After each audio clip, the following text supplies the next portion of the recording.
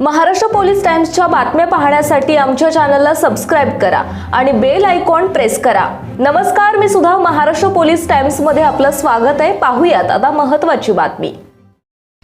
पुण्यश्लोक आयलदी होळकरांचा येळकोट येळकोट, श्रीमंत मल्हारराव होळकरांचा, महाराजा चक्रवर्ती यशवंतराव होळकरांचा।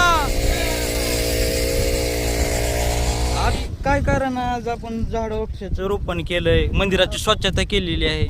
माझ्या माता जे अहिल्या, पुण्यश्लोक अहिल्या माता यांच्या जयंतीनिमित्त 301व्या जयंतीनिमित्त सर्व मल्हार ग्रुपनं स्वच्छता अभियान आणि वृक्षारोपण हे सगळा कार्यक्रम आयोजित केला आणि ते चांगल्या पद्धतीनं पार पाडले। धन्यवाद अध्यक्ष साहेब, तुम्ही जर काय आज कशाबद्दल तुम्ही ही सर्व ठिकाणी मेन मंदिर असो किंवा शाळा स्वच्छता असो। पुण्यश्लोक अहिल्यादेवी होळकर यांच्या 301व्या जयंतीनिमित्त आज पुण्यश्लोक अहिल्यादेवी होळकर प्रतिष्ठान तेरपेठच्या वतीनं एक अनोखा उपक्रम, जो उपक्रम की पुण्यश्लोक अहिल्यादेवी होळकरांनी या संबंध देशामध्ये राबवला गेला। त्यांनी पशुसाठी, पक्ष्यासाठी, मानवतेसाठी अनेक मोठे कार्य केलेले आहेत आणि त्यामधील त्यांनी स्वच्छता मोहीम असेल किंवा रस्त्याच्या कडेला दुतर्फा वृक्षारोपण आज अहिल्यादेवी होळकरांनी केली होती। ज्यावेळेस या देशामध्ये प्रचंड असा दुष्काळ पडला होता, पावसाचं प्रमाण वाढण्यासाठी पुण्यश्लोक अहिल्यादेवी होळकरांनी एक संकल्पना राबवली होती।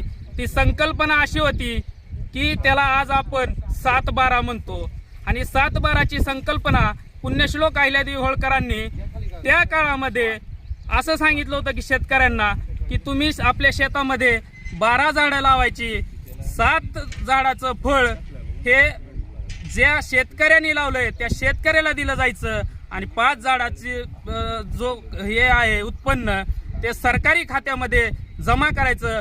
त्यामुळे आज जे आपण 7/12 या शब्दाचा उगम झालेला आहे, त्या उगमकर्त्या ह्या पुण्यश्लोक अहिल्यादेवी होळकर आहेत आणि त्यांच्याच स्मरणार्थ त्यांचं कार्य, त्यांचा विचार पुढे नेण्यासाठी आज आम्ही सर्वांनी डॉल्बीला फटा देत अहिल्यादेवींच्या विचाराची जयंती खऱ्या अर्थाने साजरी करण्याचा निर्णय आम्ही सर्वांनी घेतला आहे आणि त्या पद्धतीने आमचं कार्य पुढे चालू आहे। धन्यवाद अध्यक्ष।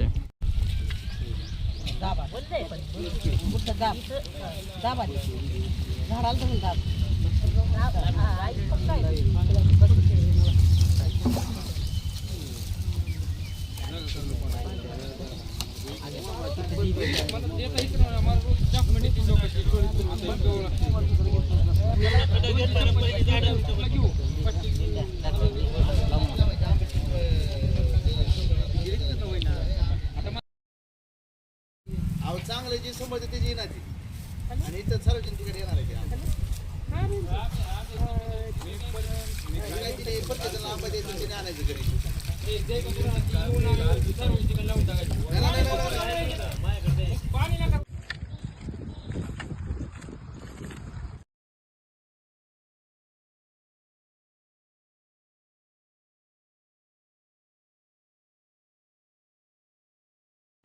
महाराष्ट्र पोलीस टाइम्स चॅनलला लाईक आणि सबस्क्राईब करा। धन्यवाद।